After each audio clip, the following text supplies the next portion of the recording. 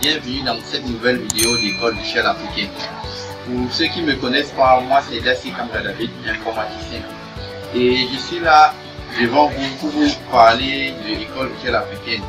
Donc on va continuer comme d'habitude avec les invités. Aujourd'hui on a un invité spécial toujours dans le département de CMC. Donc il va aussi apporter sa part de notions ou de connaissances pour mieux vous aider à bien comprendre la chose qui est l'école Michel Africaine. Donc, bonsoir Monsieur Foti. Salut Monsieur Foti, ça dépend de l'heure où vous allez voir la vidéo. Salut Monsieur Foti et bienvenue dans la plateforme d'école Michel. Merci Monsieur Dassi et salut aux futurs millions d'abonnés qui seront sur notre page parce que je le sais. Et merci pour l'opportunité que vous m'offrez de venir sur ce concours pour partager mes impressions personnelles, ma vision sur votre projet. Merci, monsieur Dassi.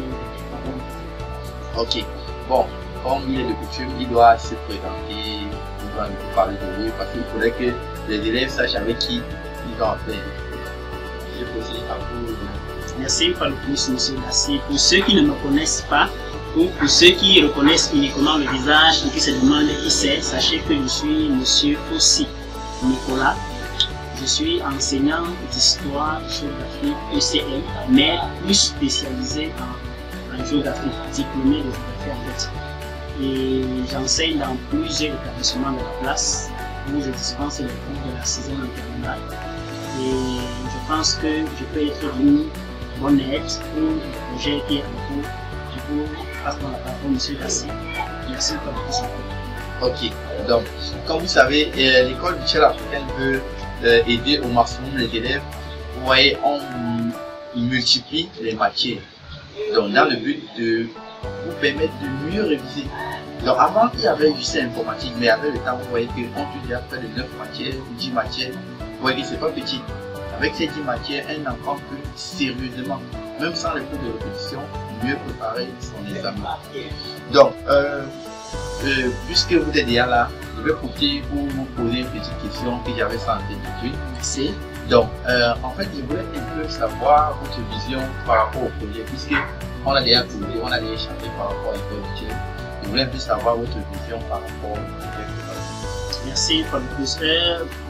Ma vision, elle est simple, que nous puissions faire parvenir cette école dans les sommets de la digitalisation. Vous savez, on est aujourd'hui dans un monde qui est de plus en plus virtuel et c'est d'abord quelque chose d'assez percutant. Votre école porte le nom de l'école virtuelle. Ça veut dire l'école dans le cyberespace. Et mon point de vue personnel, c'est que c'est un projet précurseur.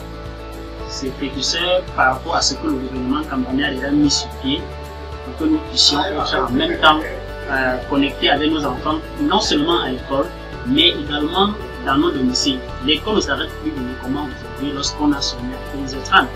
Il faut que les enfants puissent avoir la possibilité aujourd'hui non seulement de continuer l'école après 15h30, mais également de poser toutes leurs préoccupations, de poser tous leurs problèmes pour qu'on puisse les résoudre en temps et en heure. Figurez-vous que si aujourd'hui on a un cours de mathématiques une ou deux fois par semaine, c'est-à-dire j'ai un problème, je ne verrai mon professeur que la semaine prochaine, ce qui n'est pas du tout rassurant.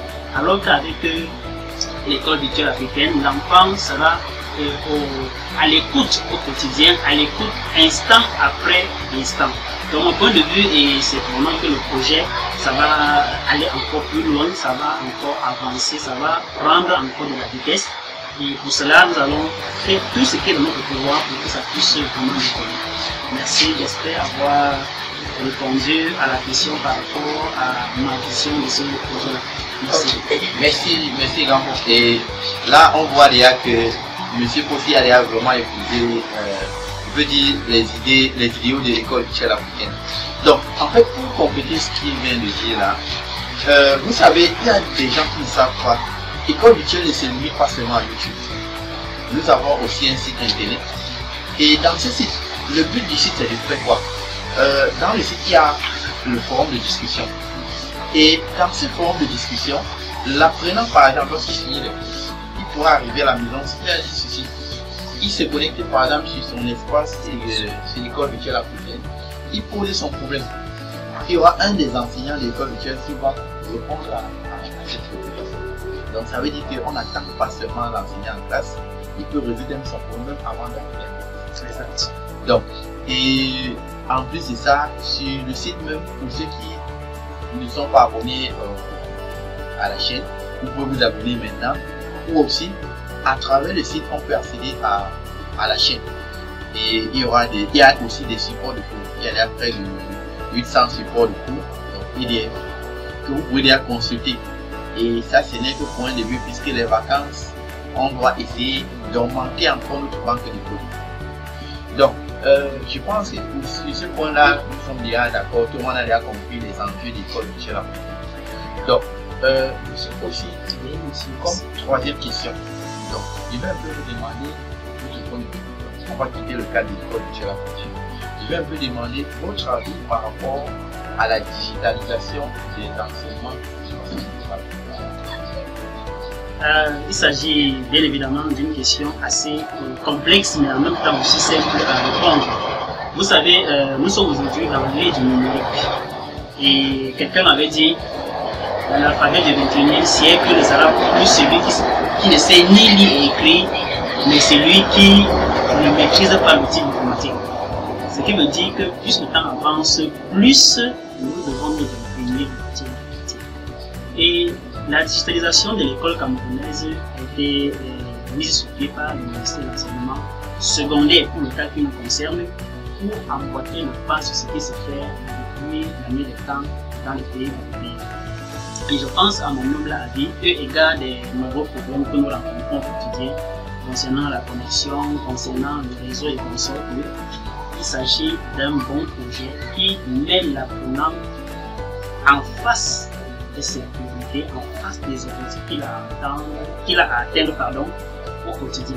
Si par exemple nous prenons les problèmes que nous résolvons au quotidien, l'enfant aujourd'hui a la possibilité, comme je l'ai dit plus précédemment, de réagir et d'interagir non seulement avec ses camarades de classe qui seront en ligne avec lui, mais également avec ses différents professeurs qui sont connectés soit sur le site, soit sur la page Facebook.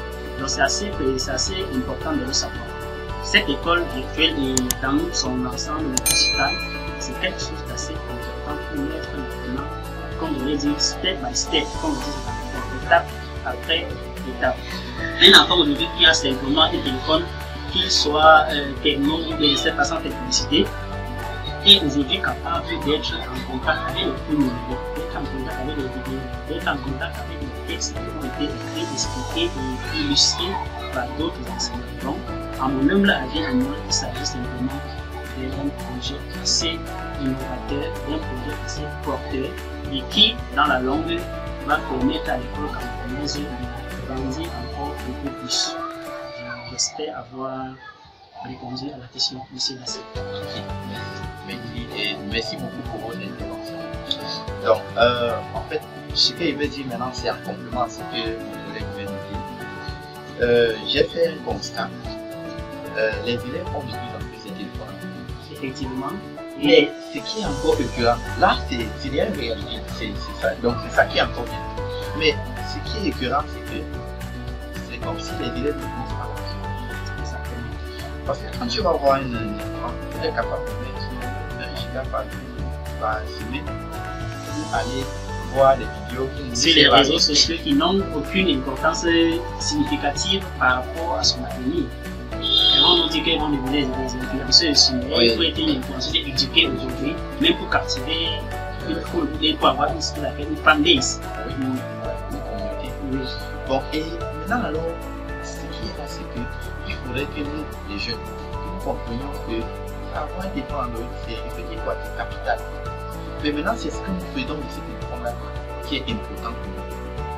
Je vous donne par exemple, prenons par exemple le cas d'école de Tchela. Au lieu de mettre la connexion pour aller voir par exemple qui va te servir à rien, tu peux mettre la connexion, tu pars regarder un cours d'histoire que tu n'as pas eu à bien assimiler à place. Et ça serait important pour toi, ça va te permettre de t'éduquer et ça va te permettre en fait d'améliorer tes connaissances. Donc, et c'est dans ce cadre que intervient l'école de Tchela. Donc ça veut dire que, chers jeunes, pour tous ceux qui voient ici, moi, je peux dire que je suis là en tant que grand frère, avec des collègues qui sont aussi grands frères. Il faut essayer de bien comprendre qu'on a ce outil là et prendre vos études aussi en utilisant vos téléphones à bon escient. Donc, je pense que pour ne pas étendre encore trop la vidéo, parce que si on veut rester là pour dire, il y aura tellement de choses. Il y aura toujours à dire, toujours à dire. Donc, comme nous allons dire au thème de cette vidéo, quand il y aurait besoin de votre mot de fin par rapport à la jeunesse ici de cette vidéo. Oui, la jeunesse, vous êtes le fer de lance de la nation, comme quelqu'un disait souvent. Mais pour que le fer puisse atteindre son objectif, le fer doit être équilibré, le fer doit être bien traité, le fer doit être bien soigné. Un fer rigueux ne peut pas atteindre l'objectif. Donc, ce que je peux dire, c'est, comme vous venez de le faire, vraiment entendre à qui de voix, les téléphones doivent être bien utilisés. Vous avez là une plateforme virtuelle qui met en évidence des enseignants chevronnés, des enseignants qualifiés, des enseignants qui ont de l'expérience et qui veulent mettre leur savoir-faire à votre profit. Quoi de plus gratifiant, quoi de plus sérieux, quoi de plus concret.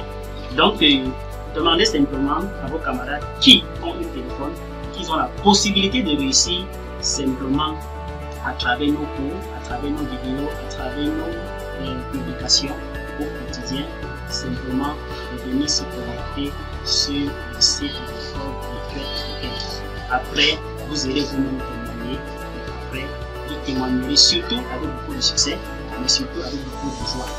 Merci, monsieur Lassé, ce sera mon Bon, et chers téléspectateurs, nous arrivons ainsi au thème de notre petite vidéo. Vous savez, c'est déjà une habitude.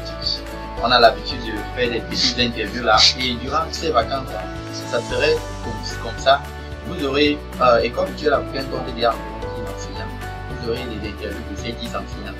Et ça serait dans le but de vous conscientiser, dans le but de mieux utiliser vos téléphones dans le cadre de l'apprentissage.